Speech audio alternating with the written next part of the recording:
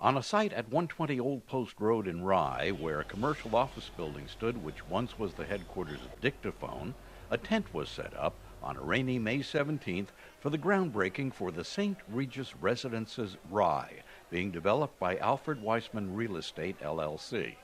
Actually, work at the site had already begun. 95 condominiums are planned in 5 buildings, which will have underground parking.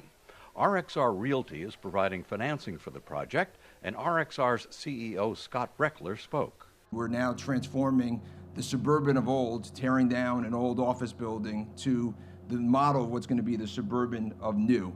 And we hear a lot about the importance for the New York Metro suburban communities to survive is about attracting young talent, young professionals, and being able to keep the maturing empty nesters and affluent. And a lot of the focus on the housing stock has been more on the young professionals and the talent. And we at RXR, as an example, are building over $1 billion of urban downtown type housing that's really geared to try to attract young professionals in New Rochelle and Yonkers. But equally as important for the community is being able to have housing for the maturing. If you think about what this is, if people have a change of lifestyle and a change that they want to live, and they don't want to live in the historic suburban white picket fence, and they want more of an amenitized lock and leave type of community like the St. Regis is going to be here, there's not a lot of alternatives. So they typically will leave the community and go to the city.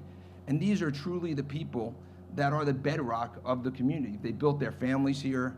They've been civically engaged. They supported the charities. They supported the restaurants and the businesses in the community. Them being here is the circle of life that's going to bring their kids back here to raise their own families here. The principal of Alfred Weissman Real Estate is Alan Weissman, son of the company's founder. Many people might consider this a place for people to downsize. We see it as quite the opposite.